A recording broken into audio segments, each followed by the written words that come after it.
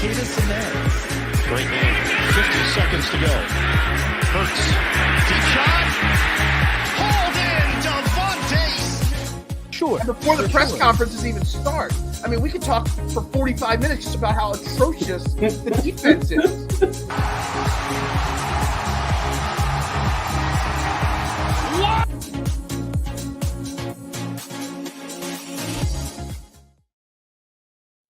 Good morning, everybody, and welcome to Trending in the AM right here on DSM Media. I am your host every single Monday through Friday morning as we continue this journey on this morning show here, 8:30 a.m. We're brought to you here on DSM Media, as we are on every show by Manscaped, the leader in men's grooming products, the GOAT in below-the-waist maintenance. Make sure you check them out. Manscaped.com. Use promo code DSM at checkout. That's DSM. When you check out at Manscaped.com, it gets you 20% off, free shipping, and lets them know Team DSM sent you. It's a jam-packed Wednesday morning. We got a lot of topics. I'm going solo today, so it's very imperative that you join the conversation. We're live on Facebook, Twitter, Twitch, YouTube, as always. As always, make sure you share it out, retweet it out, all that great stuff.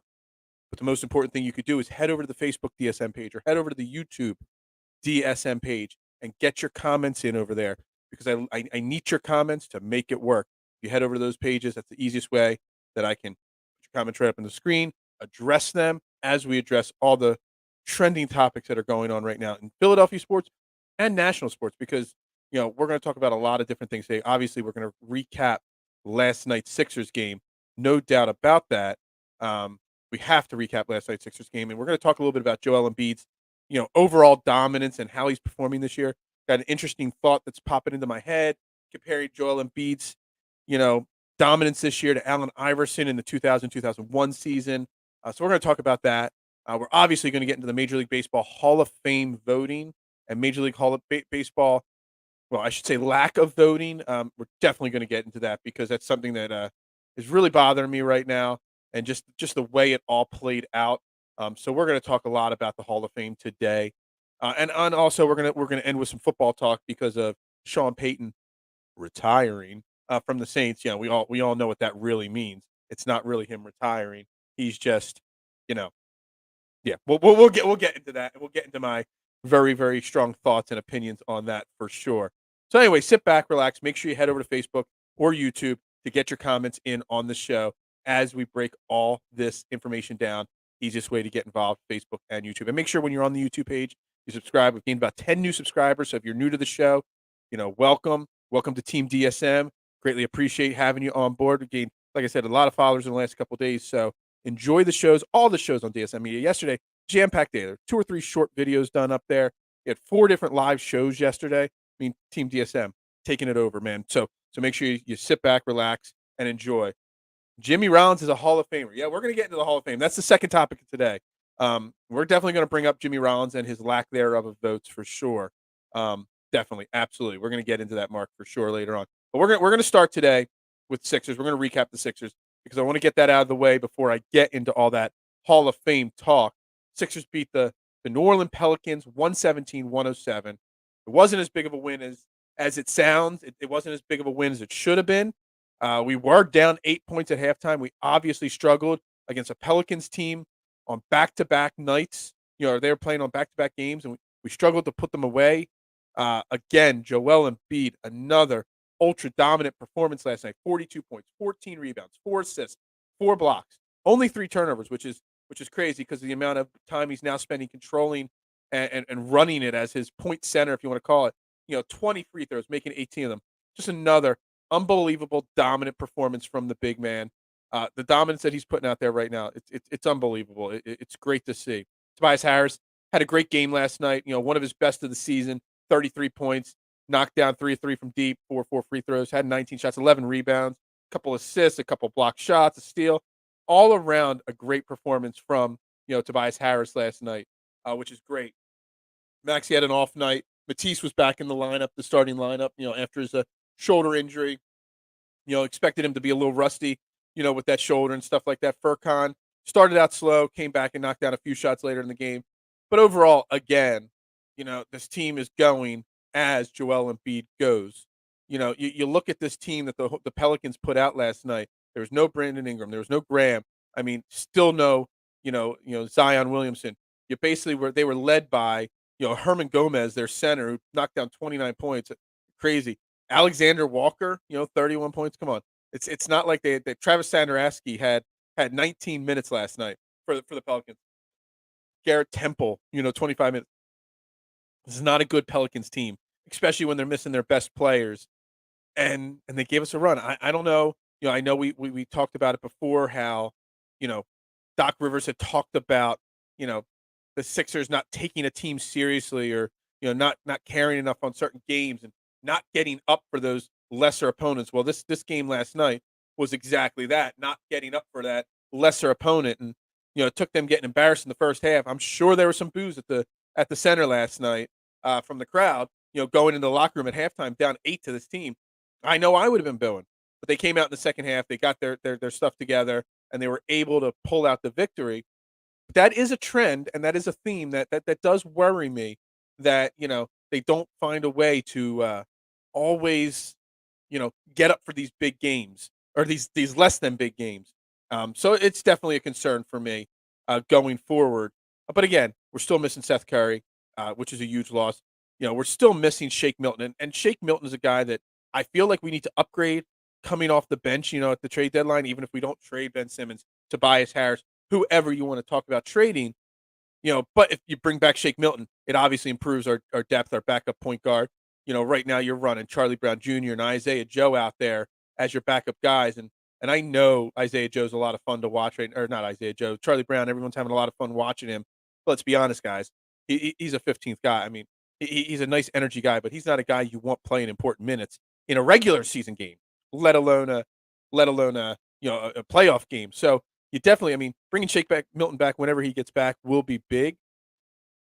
But that's saying how bad the depth is in the backcourt, because Shake Milton shouldn't be, this huge upgrade to bring him back. So it's something I've been thinking about a lot lately, that, even if Daryl Morey doesn't move Joel Embiid, geez, what the hell am I saying here? Even if Daryl Morey doesn't move Ben Simmons or Tobias Harris, you have to, make some smaller moves, because the depth on the bench of this team it's just not good enough right now. Danny Green, whether he comes back whenever that is, he's going to be relegated to the bench right now, but he's had his worst season as a Sixer so far. Shake Milton is he's okay. So I really think the backcourt depth behind Tyrese Maxey is really, really important to improve. I loved seeing Joel after the game talking about how he would like him and Maxey to get a really good rhythm as a 1-2, kind of like he had with JJ Redick. Maxey's just, on fire with the confidence in his shot at this point. Another game, 2 for 4 from deep. He's shooting over 50% from three, since he's been back from the COVID protocols, which has been a couple weeks now. And again, like I said yesterday, that's going to level out at some point. He's not going to shoot at that high of a clip for that long. But, I would really like to see, him stay in that 40% range. And if he can do that, that's a huge plus going forward. And again, we say it in off game last night, 10 points, 5 assists, 3 rebounds. He only took 10 shots, 4-10. Did not get to the free throw line yesterday. As he gets more, cred, I guess, if you want to call it, with the refs in the league, which is something that drives me crazy, that rookies and young kids don't get the calls and the vets do. I don't think you should have to earn it. A foul's a foul. But the fact that he, the way he drives to the basket and creates contact, that he had no free throws last night, it's kind of odd to see. So, as Maxey continues to get more confident, as Maxey continues to develop his game, we're in for a treat watching this kid if we keep him, obviously.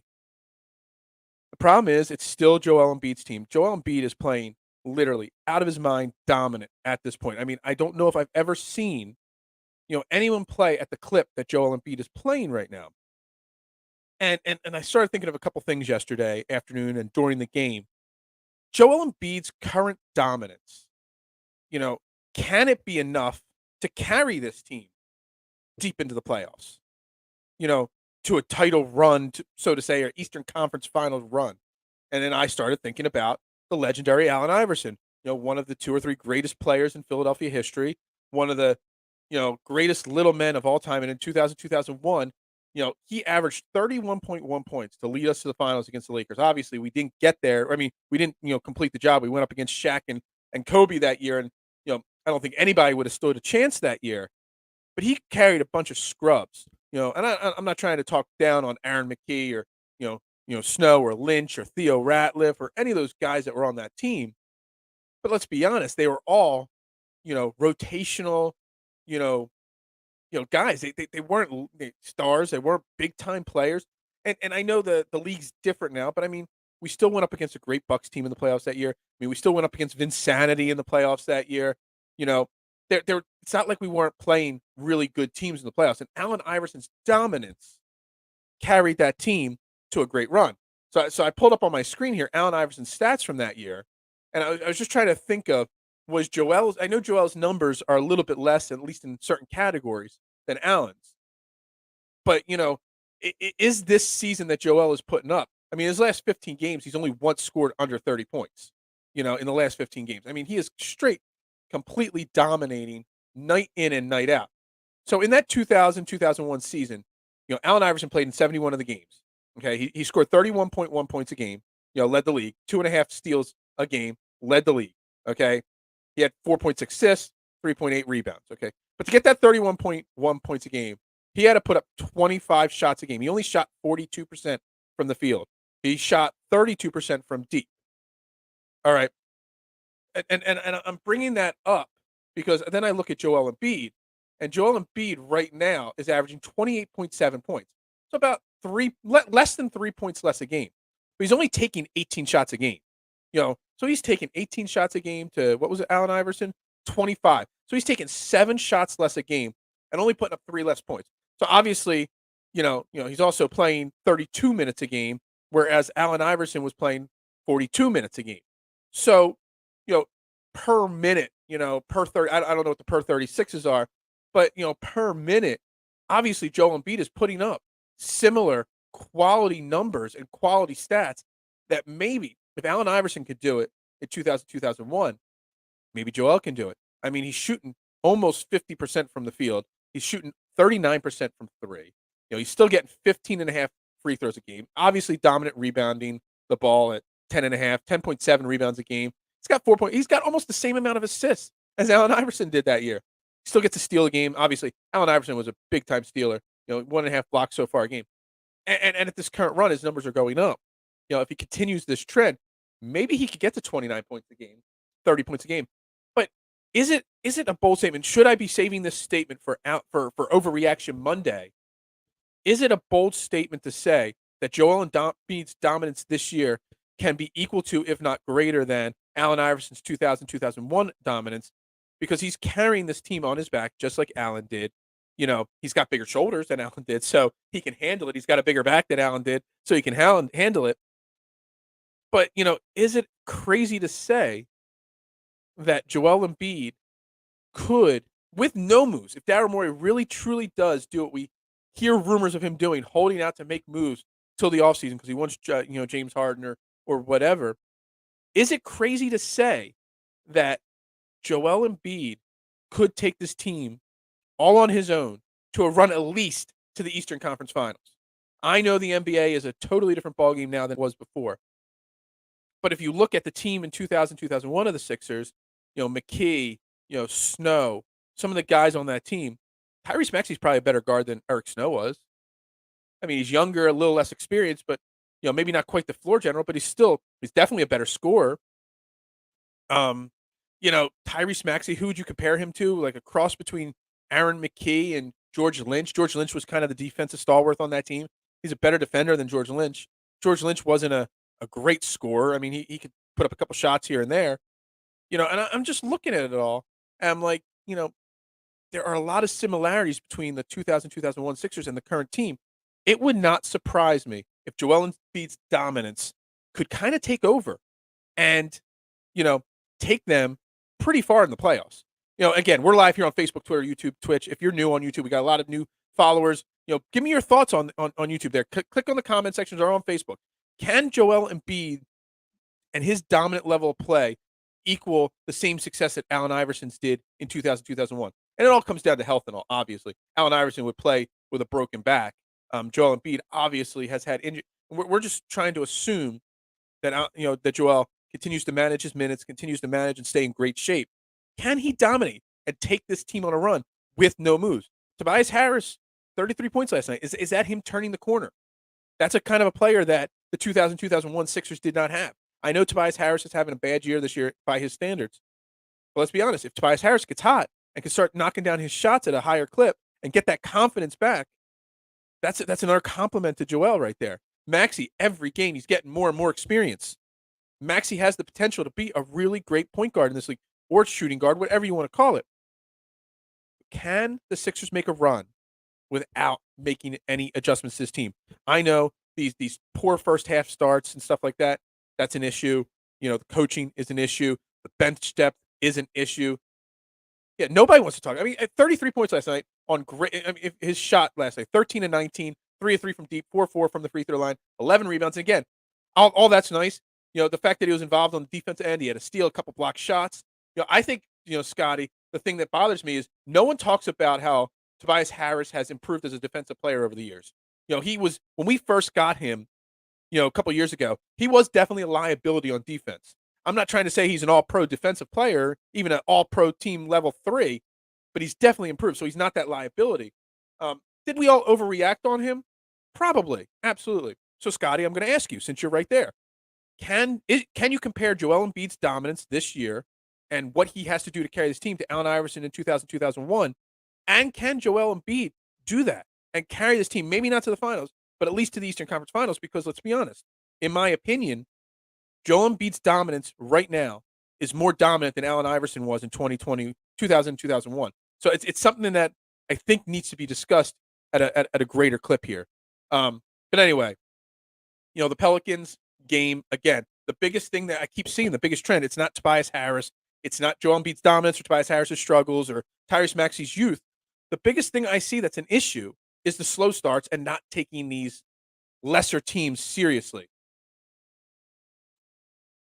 And we saw it, against the Clippers. The Clippers were a lesser team, and we jumped out to a big lead. We didn't take them seriously, and we lost that game, and we blew that lead. These are the kind of things. So maybe it's coaching. Maybe I would say that the biggest difference between the 2000-2001 Sixers and the current Sixers is coaching. Maybe Larry Brown and the way he held that team accountable, and stuff, compared to, Doc Rivers and what he's doing with the Sixers. Maybe that's the biggest difference between the two teams. Maybe that's what holds this team back. I don't know. But definitely an issue with Joel Embiid. Definitely a comparison, in my opinion, between Joel Embiid. Question from George. I know George is not a big basketball player or fan. Just a question. Is it easier to be dominant at center than point guard or shooting guard? That's an excellent question. Back in the 2000-2001 season, I would say it wouldn't have been, because back then you had a lot. The basketball game has evolved in the last 10 years, 20 years, 30 years. Players like Joel Embiid, there were a lot of big centers back in the 80s and 90s and stuff like that, even going into the early 2000s with Shaq, Dwight Howard. They don't make centers like that anymore. Centers are shooters now. Centers are, they're not like that dominant physical force that they used to be. And, I think that's why it's a little bit easier for Joel Embiid to be dominant right now, because there's not as many guys like him in the league anymore. If you put him in the 90s or the early 2000s, maybe he's not quite as dominant as he is. No, I thought you once said you didn't like basketball. Sorry, my apologies.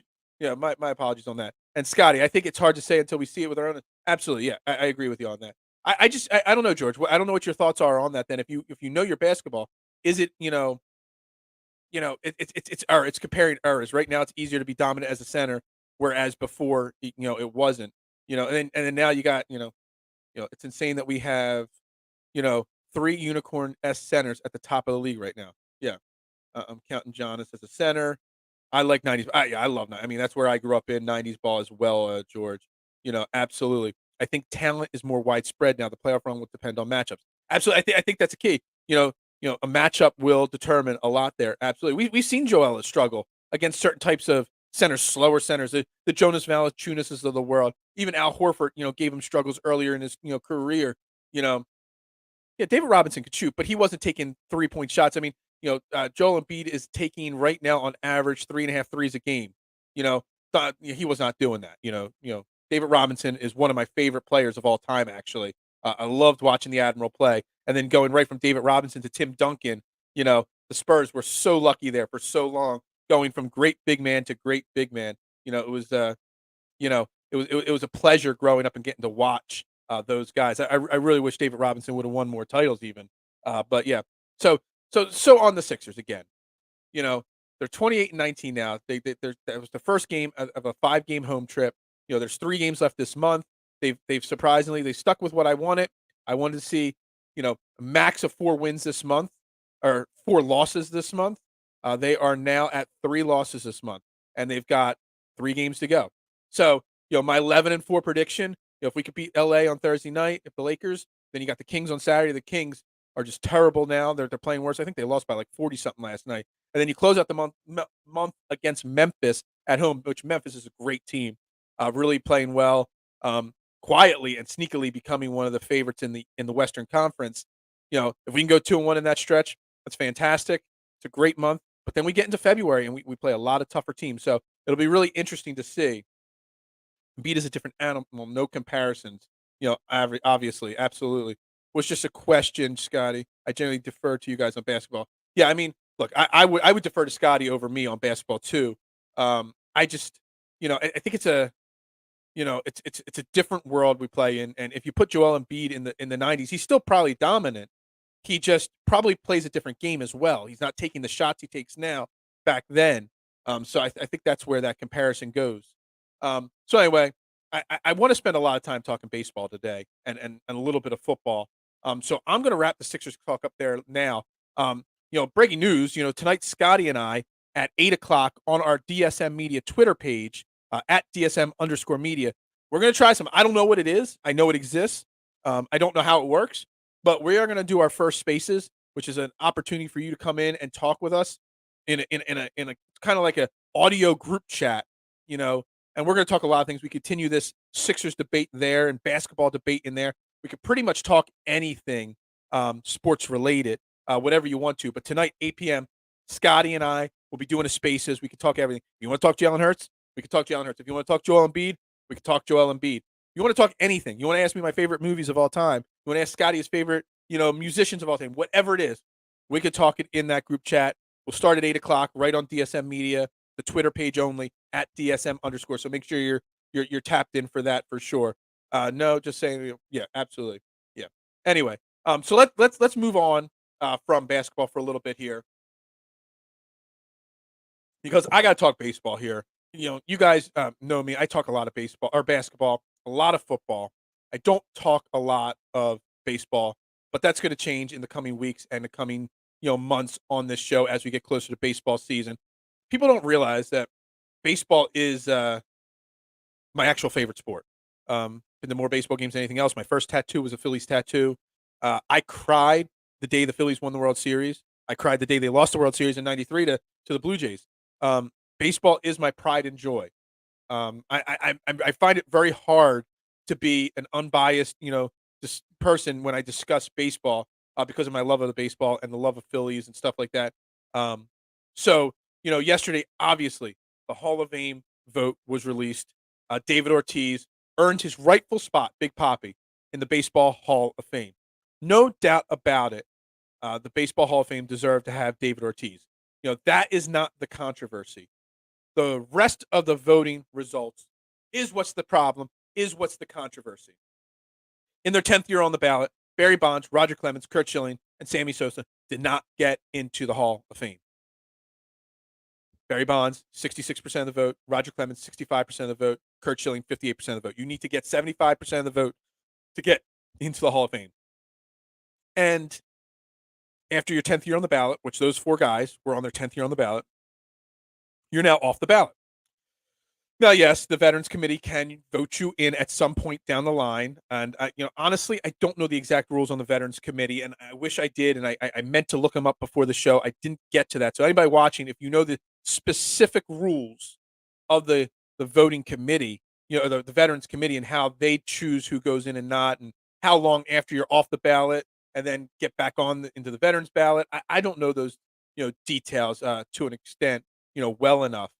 But I really want to Sammy Sosa. He only got 18% of the vote. I don't know if he was necessarily a Hall of Famer. I mean, he was a pretty one dimensional in my opinion. He was a home run hitter, and that is about the bulk of his stuff there in his career. He did play an important part. So now, before I get into all this stuff, I want to bring up something. So the Baseball Hall of Fame, they have their mission statement, and in the last paragraph of the mission statement, there is a yes, I'm by myself, but I love rolling by myself, Drew. It gives me a chance to get everything off my chest, and I got a big, broad chest here, so I got lots to say. So, Drew, I would love your thoughts on this Hall of Fame thing as we continue on here with this conversation. The Baseball Hall of Fame mission statement, the bottom paragraph of it says, to preserve the history of baseball, okay? To preserve the history of baseball. Let me repeat that a third time. Preserve the history of baseball. If you are eliminating, I appreciate that, Drew. I'm gonna keep going on this here right now, because I got only so much time and I got a lot of topics to get off my chest here. But if you're gonna preserve the history of baseball, you're telling me that Barry Bonds and Roger Clemens and Curt Schilling do not belong in the Hall of Fame. Yes, Barry Bonds was part of the steroid era. Roger Clemens, part of the steroid era, obviously used steroids, cheated the game. But you're telling me the best hitter in the history of the game, the best pitcher, in my opinion, in the history of the game, do not belong in the Hall of Fame because they cheated with using steroids. Come on now. Barry Bonds and Roger Clemens were Hall of Famers before they even started cheating. Barry Bonds was a five. I remember watching Barry Bonds with the Pirates, back in the day. For the younger listeners, the Phillies and the Pirates were in the same division. The Pirates were one of our biggest rivals. Same state, Pittsburgh, Philly. My dad, we grew up in Philly, but his grandparents lived in Pittsburgh. So, he would spend some summers in Pittsburgh. So he was partially, a Pirates fan to an extent as well. It was a big deal going on Sundays when the Pirates were in town. Remember watching Barry Bonds with Andy Van Slyke and Bobby Bonilla and Doug Drabeck in like 91, 92. He was a dominant player at that point in his career. Yeah, the Baseball Hall of Fame is a joke. Absolutely. No doubt about it.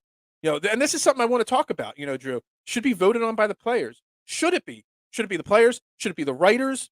My man, there's a couple writers coming out saying, my man Rob Motti, I'm trying to work out a date to get Rob Motti on the show just to talk about this because, I could talk Rob Motti about football, baseball, all different topics, but he flat out said, because he's a voter for the Hall of Fame, he said we should lose our right to vote. He's saying he's trying to take his own vote away because he knows as a whole the voters should, lose it. Let me read something here to you. Okay, let me find it on this street here. Where are candidates? Okay, there's a stat here on all the people that could vote, and I wanted to read it to you here. Where is it? Players are okay. 394 ballots. Not every single person. Where is it? Okay, so 405 ballots were returned. That's only 97% of the votes, people that had the opportunity. So 3% of the people that had the opportunity to vote did not vote. You have 10 spots you can vote for, okay? The average was 7 votes, okay? People put 7 votes on their thing, okay? All right, that's fine. But if you have the right to vote, why wouldn't you vote? And Rob Motti, he put it up there, on Twitter a couple of days ago when that guy came out and said, I'm only voting for Jeff Kent and that's it. Well, that guy should lose his vote. It's a disgrace and it's embarrassment that these guys have this right, this honorable right to elect the Hall of Fame, and they put their pride, they put their politics, they put their prejudices ahead of voting the best players from the history of the game into the Hall of Fame. And Bonds and Clemens are on the steroid side of it. And if you want to be firm that the steroid people shouldn't get in, okay, I can respect that opinion. I don't agree. My opinion's evolved. 10, 12 years ago, I would have said no. Hall of Fame vote, the steroid users. But I've evolved to understand that they are a part of history. They are part of this game, that they were great players before the steroids. There's so much into it. Isn't it human nature to criticize others based on the values you believe to be more important? Different values, no system is perfect. I guess just plain. I totally agree with you. But there's got to be a better system. And I'm going to bring it up, George, because, if I think it's debatable. If you want to say Bonds and Clemens don't belong in the Hall of Fame because of steroids, I think people are entitled to that opinion. And I actually thought Bonds and Clemens would get in. I thought the trends because if you follow the votes, you need 75% of the votes. In 2020, Bonds was at 61% or 60%, Clemens at 61%. 2021, it went up to 62 and 61. And then this year, it went up to 66, 65. So they trended in the right direction. They almost got in. Okay. You saw the push not to get T.O. Exactly. And T.O., that's a great, argument, or not argument, point to what I'm about to say about Curt Schilling. Curt Schilling is one of the best pitchers of all time. Okay. Curt Schilling is one of the greatest postseason pitchers of all time. I know his win-loss record isn't amazing. He's only got 216 wins. But, for the old heads out there, him pitching for the Phillies, early in his career, I mean, let's look at it. 1992, he had a 2.35 ERA. He only won 14 games that year, okay, because the Phillies were dreadful. In 96, 3.19 ERA, only won 9 games for the Phillies. In 97, a 2.97 ERA. He did win 17 games that year. Look at these ERA. I mean, he's got a 3.46 ERA in his career, but he literally went seasons with winning, 14, 15. And if he was on a good team, he might have won 20 games some of those seasons. So the fact that you're holding Curt Schilling out of the Hall of Fame, let's be honest, George, T.O. wasn't getting into the Hall of Fame at first because the reporters and people thought he had an attitude. He was a bad egg. They weren't separating his performance on the field to his performance off the field. And Curt Schilling is the same way. I don't know if you get in England much of the Curt Schilling hate that we know of over here, but he's said some awful things. He's called out reporters. He's, said a lot of political stuff. He's just a basic a-hole, Curt Schilling. And not a basic one. Sometimes, and in some people's opinions, a major a-hole. And the only reason Curt Schilling is not in the Hall of Fame is good. I think it was 5 years ago or 6 years ago when his votes weren't increasing enough and he wasn't trending in the right direction to make the Hall of Fame. He came out and made a statement, take me off the ballot. I don't want to get voted to the Hall of Fame now because you're using your biases against me as a person, and the Major League Baseball Hall of Fame committee kept his name on there. It would have been interesting if he got in to see if he even showed up for his acceptance, kind of like T.O. going and doing his acceptance over at his college. It should 110% be performance-based. And that's where the Reuters, the Baseball Writers Association of America, the 400 and whatever it was names that get to vote for this, it's not the right way to do it. Because out of the 400 some writers, there are way too many. You got stiffed for an interview. You didn't get the answer you want. You politically disagree with what they say. It's unfortunate. And you're taking someone like Curt Schilling, who, yes, he is what he is, personality-wise. I agree. But having watched him perform night in and night out as a Philly growing up, and then when he left for the Diamondbacks, and I tried to stay up on his career, the guy was a workhorse. And when he was with the Red Sox, I mean, a workhorse. A great pitcher. So clutch in the postseason. Game in and game out in the postseason. The fact that he's not in the Hall of Fame, you can't debate that his performance on the field is not – like, you can debate Bonds and Clemens with the steroids. I don't agree or I do agree. Whatever. That's fine. But Curt Schilling, he didn't cheat on the field that we know of. He wasn't a steroid user. He was never in any of those accusations for steroids or PEDs. So why are we keeping him out? Because he's an a-hole? It boggles my mind. It's so frustrating, or else they should be removing players like OJ from the Hall of Fame. That's another whole topic. I haven't even thought of that one before taking them out. I mean, we know in college, football, they'll take away your Heisman Trophy. Reggie Bush had his Heisman Trophy taken away. I don't know if they took OJ. Did OJ even win a Heisman? I don't know.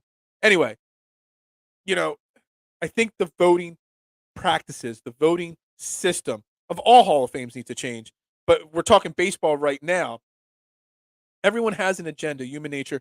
I agree with you on that. And even any of the better systems we come up with here, I'm going to suggest different ideas here to adjust it.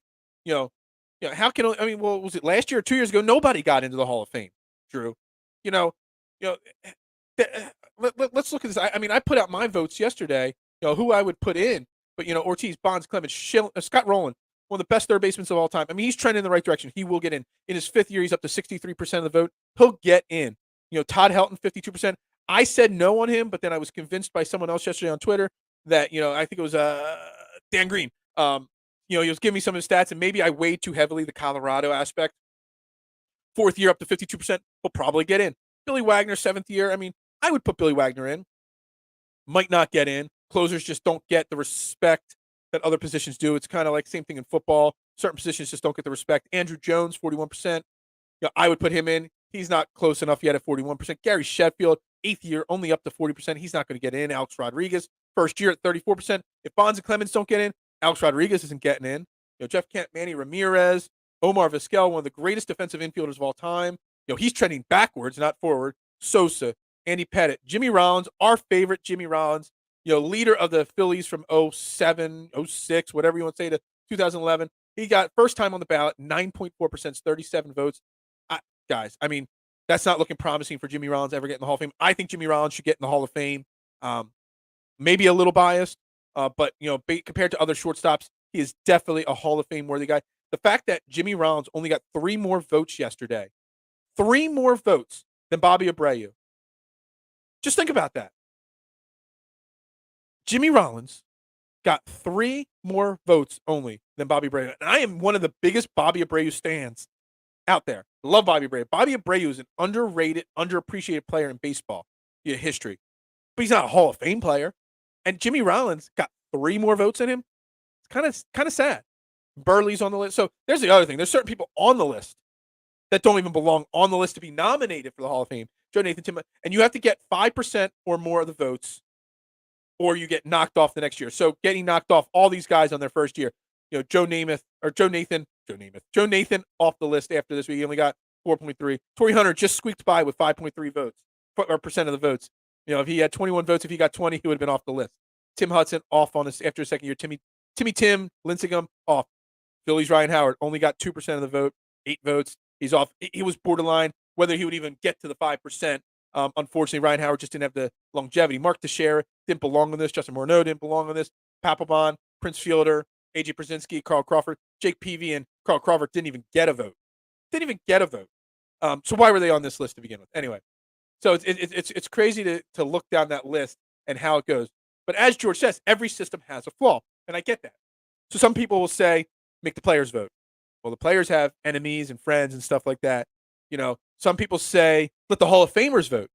But you're going to have guys from, play baseball in the 70s and 80s, a totally different ball game than the analytical game today voting. Is that the fair way? I saw somebody say the fans voting. I'm like, oh my God, that's the worst of the worst ways. You don't want the fans voting for the Hall of Fame because they'll just vote their favorite players, and that's about it in. But there's got to be a happy medium. So the first and foremost that they need to do is, if they're going to keep it with the Baseball Writers Association, first off, there's got to be, some form of accountability on these guys. Somebody that, like the guy that voted just Jeff Kent and purposely said out loud, I'm only voting for Jeff Kent to make a statement. Well, that guy should lose his vote. If you choose not to submit a ballot, you should lose your vote. If you, make some kind of political statement on why you voted one way or another, you should lose your vote. If you vote, if you fill out your ballot, and I don't know if someone did this, but if you just fill out your vote, if you had 10 votes and you just filled out your vote with, say, A.J. Brzezinski, Prince Fielder, Papelbon, Morneau, Teixeira, all the guys at the bottom that don't belong to get in, just to make a statement, you should lose your vote. There should be some accountability held to these guys that have the vote. Now, again, I think a committee should be formed. You should take the top 10% of the most elite of elite sports writers, the Jason Starks, the Ken Rosenthals, the Buster Olneys, those type of guys. Rob Motti, somebody that's, a very genuine guy that is not going to let his agenda affect his vote. You should take those. You say a small percentage of those guys. Then you should go to the Baseball Hall of Fame and form a committee. Take 20 or 30 Hall of Famers that are willing to be open-minded and really evaluate them. So you have a committee of writers. You have a committee of former players that are in the Hall of Fame. Go get some of the great coaches of all time and put them in the committee. Maybe go get Joe Torre and Mike Scioscia and what's his name, or Robinson. He coached the Astro or the home run hitter. He coached the Expos and he coached the Nationals. Go get him. Some of these legendary guys that have a reputation for being fair people. Dusty Baker. So go get some of those guys, and then form a committee of all different aspects of the game and the history of the game. Even some non-Hall of Fame players, if you want to, form a committee And maybe that is your best way to go. And then maybe the committee can be changed every 5 years. You have to earn the right to stay on that committee. You have to keep a clean,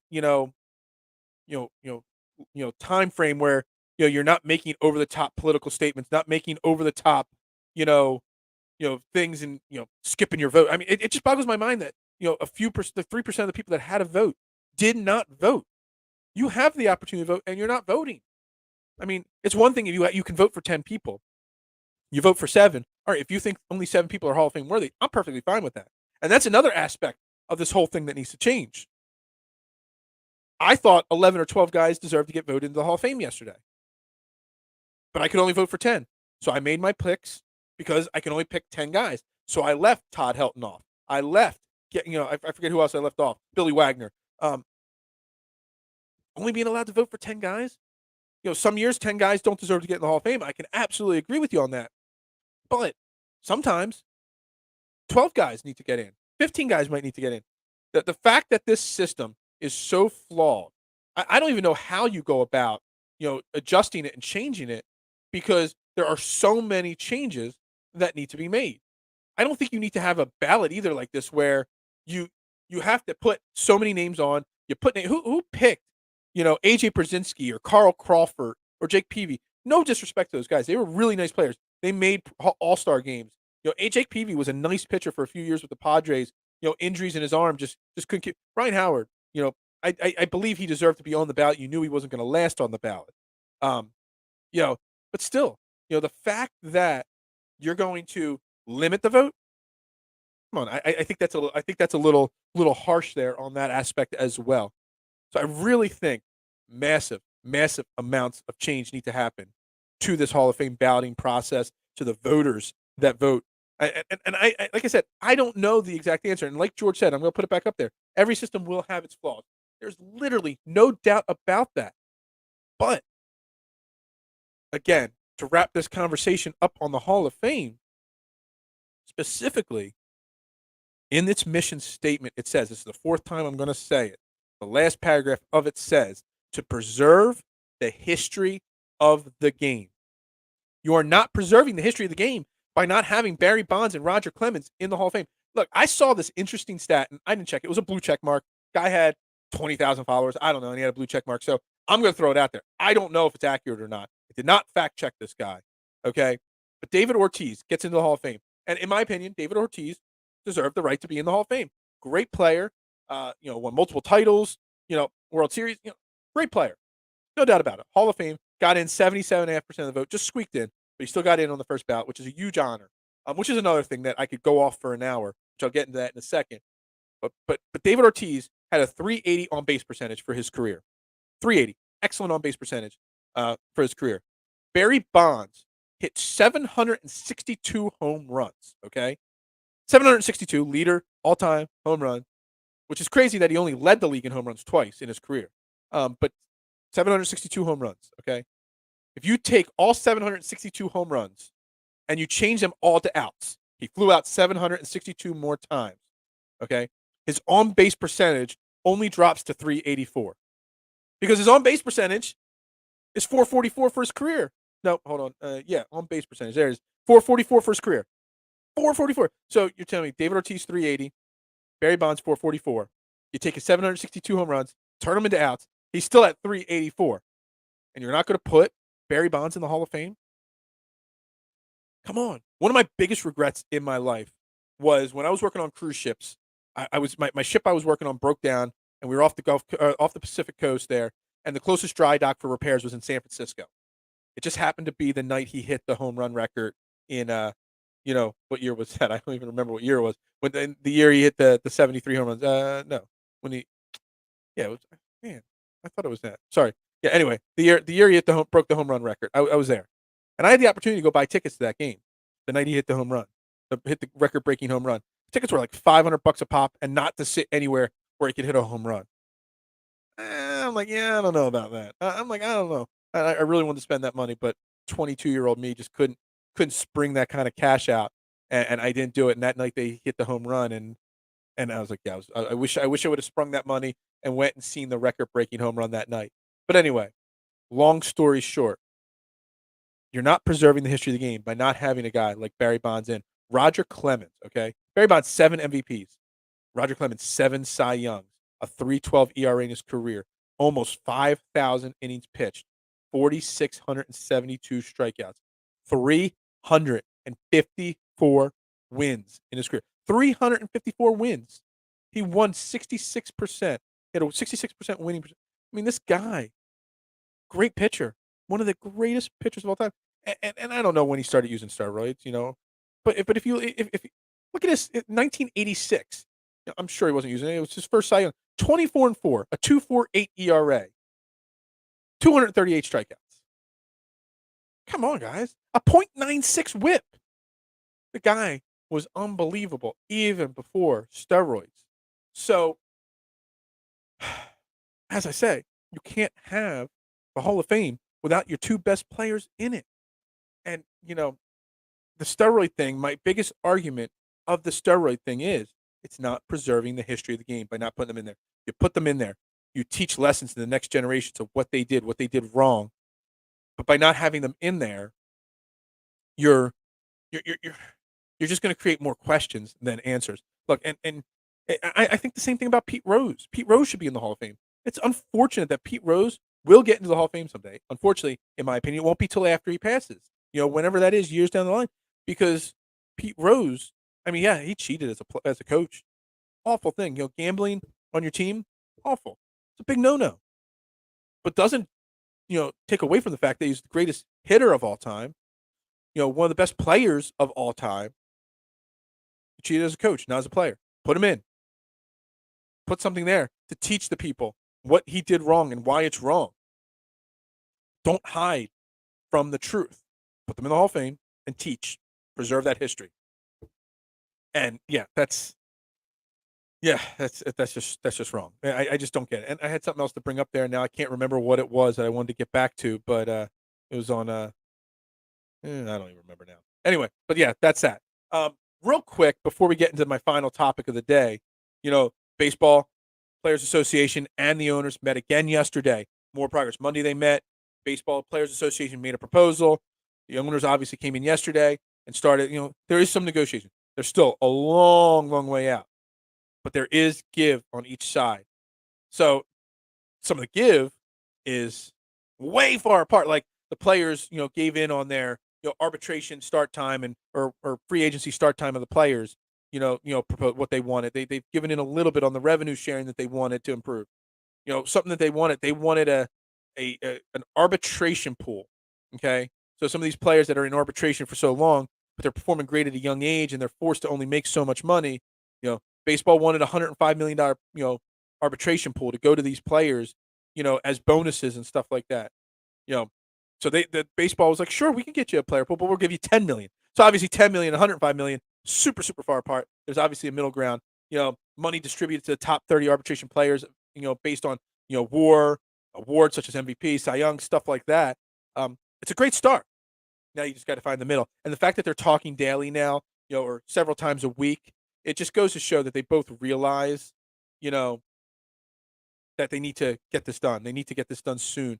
Minimum that they've offered to bump up minimum wage. The players wanted it, wanted to bump to $7.75.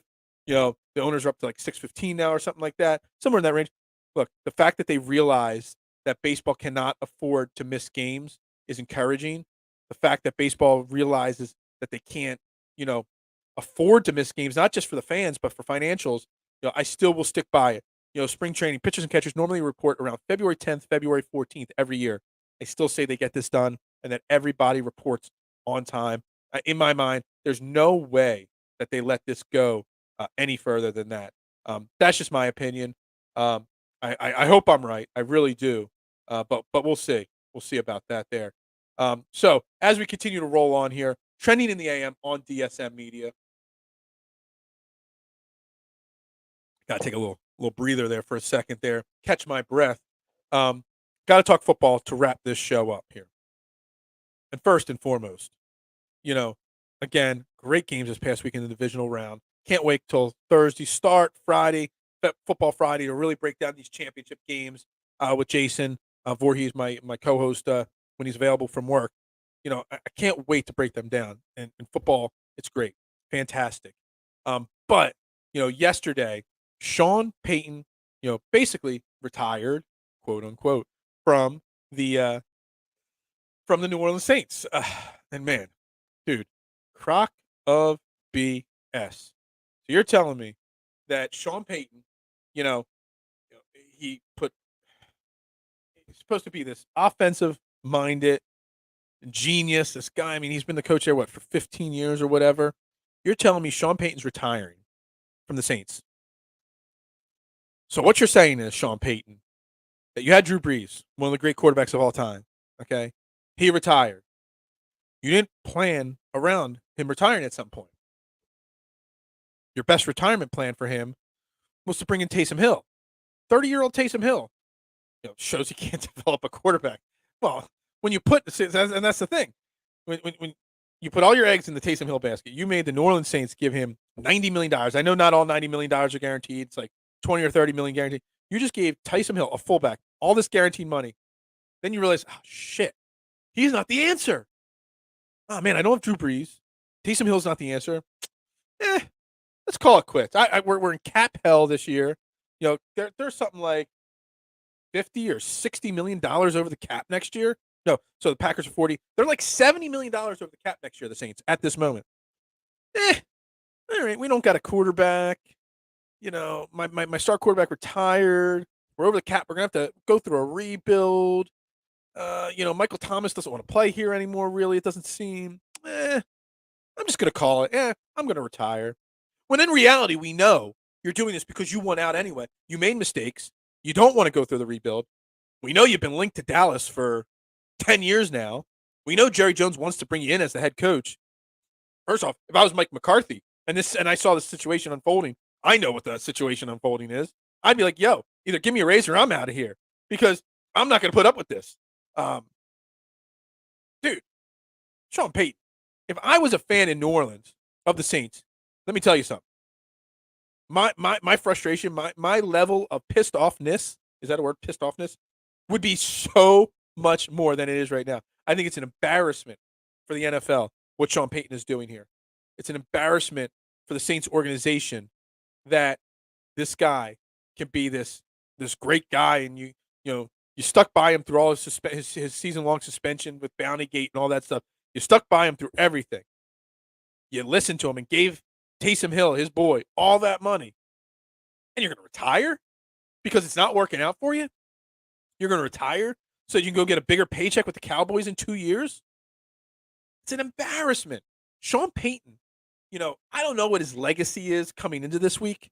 He's only got one Super Bowl. I mean, he's a winning quarterback. He always has a great offense. But, his great offense was always centered around having Drew Brees. What was his offense like this year with Jameis Winston, Trevor Siemian, and Taysom Hill? It wasn't good. They still had Alvin Kamara, one of the great running backs in the league. Man, if I was Alvin Kamara, I'd want off that team right now. Any veteran or star player, if you're an NFL GM, I'd be calling the Saints right now. Be like, yo, I'll give you a 7th-round pick for anybody. Pretty much try to poach everybody. Because now the Saints are going to have to go into a full rebuild. It's a shame because they still have a strong defense. They're just one of those teams that was quarterback away from, maybe making it. And maybe Jameis Winston could have been that quarterback. He was having an okay start to the season before he got hurt. It is such an embarrassment, in my opinion, that Sean Payton called it a career as he did and retired because he wants to get into broadcasting. Dude, I'm so embarrassed. If I was the NFL, I'd be like, yo, I'd call ESPN. I'd call, NFL Network, CBS, Fox, all the different networks. I'd be like, yo, do not give him a job. Do not. Because it's an embarrassment of what he did to New Orleans that he's just calling it because he doesn't feel like going through a rebuild. And in the NFL, if you get the right quarterback, a rebuild is really just a retool. A rebuild can happen like that in the NFL. Yes, they're in cap hell going into this offseason. But their defense is still really strong. You still got Alvin Kamara. You get a decent quarterback. Jameis Winston, if he comes back healthy next year, convince Michael Thomas to stay. You do some contract renegotiations. You do this, tweak here and there. You get under the cap, whatever. Let me bring this up here. So I found a tweet, and it was interesting. So I snapshot. My new thing is I take snapshots of tweets that I see so I don't forget to bring them up. The NFC South, it is wide open going into next year. Tampa Bay could lose Brady. They're going to lose Godwin, Fournette, Gronk. New Orleans, he's leaving now. Atlanta, Calvin Ridley leaving. Matt Ryan's on the trade block, could be elsewhere. So Atlanta's known. Carolina, Christian McCaffrey is their whole team, and what is he anymore? They don't have a coach. They have a coach, but who is their coach? What is Matt Rule? Who's their quarterback? New Orleans could if Brady retires and Sean Payton stayed in New Orleans, that would be their division there. If Jameis Winston played decently, New Orleans would be the team to beat next year if Tom Brady retired in the NFC South. So you're just really showing a lot about your character, Sean Payton, by I don't feel like going through the rebuild potentially, so I'm out. And if he takes the Dallas job in 2 years, or he takes any job in 2 years, and it's a job at a team that's not in a full rebuild mode, it just proves my point. If he doesn't go to like a bottom feeder team in 2 years to try to start from the scratch and work from the ground up, with a rookie quarterback taking 1 overall or whatever it may be, if that's not what he does, there's no doubt in my mind that he is going to be one of the biggest a-holes of coaches in the NFL history, potentially. You talk about it, rebuilds can happen fast. If he wanted to go through the rebuild in New Orleans, look at New England. They went out and got Mac Jones right back in the playoffs. Okay, the Eagles, awful team last year. They didn't even get a great quarterback. They got Jalen Hurts, and I love Jalen Hurts, and I can't wait to see what Jalen Hurts develops into. But literally, you took Jalen Hurts, put him on a 4-win team from last year, and they made the playoffs this year. So you're telling me Sean Payton, this offensive mastermind, this offensive genius, couldn't take Jameis Winston next year with whatever they get next year and make a run at the NFC South? It's he didn't want to take that chance. He didn't want to go through the potential rebuild there in New Orleans. And it's a straight embarrassment, in my opinion. Embarrassment. And, Sean Payton, no respect left for that guy. None whatsoever. I can't wait to I can't wait to continue when next year happens and he takes a job elsewhere. And again, like I said, Dallas, Mike McCarthy, I know he's not a great coach. He's a good coach. Questions and flaws in his coaching. If I'm him in Dallas right now, and I could see the writing on the wall, I could read between the tea leaves. Man, I'd be going to Jerry Jones. Yo, you best give me a raise right now and guarantee my contract for a couple extra years. I see what's happening here, and I don't want to play your games. So, it's so frustrating to see what happens. I wonder if Drew Brees would be interested in coaching. I haven't heard. I know he does his thing on Sunday on NBC for the pregame show and the halftime show. But I would love the Drew Brees to go in and take over in New Orleans and just be like, I got this, Sean Payton. You couldn't handle it, but I got it. You know what I mean? And see what happened there. I don't even know if Drew Brees would make a good coach or not. But, it's just something that popped in my head randomly just now at the second. Anyway, this was an excellent episode of Trending in the AM here on DSM Media. I've had a blast. I love going solo because when I get to go solo, I could just go on rants. I could just talk my heart out. I have a whole glass of water here I brought. I didn't even like because I haven't even had the time to pause. And I'm going to play myself off some background music here. I'm trying to work on this, producing the show as I talk on the show. Never got into it. Today's National Days. Today is January 26th. Today is National Australia Day. So, what's up to all my Aussie friends? I have a few of them from my cruise ship days. At International Customs Day, whatever. National Green Juice Day. National Peanut Brittle Day. That's kind of good. I might get some peanut brittle today. And National Spouses Day. So say you love you to your spouses. Take care of your spouses because they're the ones that take care of us. My spouse lets me do this fantastic stuff I do every single morning. My passion I love to do. And again, guys, stay tuned tonight. Make sure you're over on Twitter tonight at 8 p.m. at DSM_media, the DSM Twitter page. Okay? Make sure you're following that page tonight, 8 p.m. Scotty, my boy at DSM, and myself. We're going to be doing a live Spaces. I don't know what Spaces is exactly, but I know it's a place where we can interact and talk on the air together with all of you. We can talk any subject you want to talk about, whether it's football, Jalen Hurts, Sean Payton, Baseball Hall of Fame, Sixers, Joel Embiid. I just said earlier tonight, Joel Embiid's dominance this year is equal to Allen Iverson's dominance in 2000, 2001. We could talk that. We could talk all different topics, all that I talked about on this show. We could talk about it live in the spaces on DSM Media's spaces on their Twitter account right there. So make sure you tune in 8 p.m. tonight. Don't miss it. I hope to see you all there. But again, if you're watching on YouTube, make sure you hit subscribe, thumbs up on it. Make sure you turn the notifications on. Jam-packed every single day on DSM Media on the YouTube page, Facebook. You know the drill. Share and follow on all platforms, even TikTok. And we've got a big boost in the last couple of weeks, last couple of days on our TikTok page. I have my own personal TikTok page at Bearded Knowledge as well. I really got to get into more videos that are non-sports related on there. Some movie and TV and music stuff on there as well. But everybody have a great Wednesday. I'll see you guys tonight, 8 p.m. right at the DSM Media Twitter page. And everybody have a great day. Be safe and be well. And I guess we just say go Birds as the music plays us off here.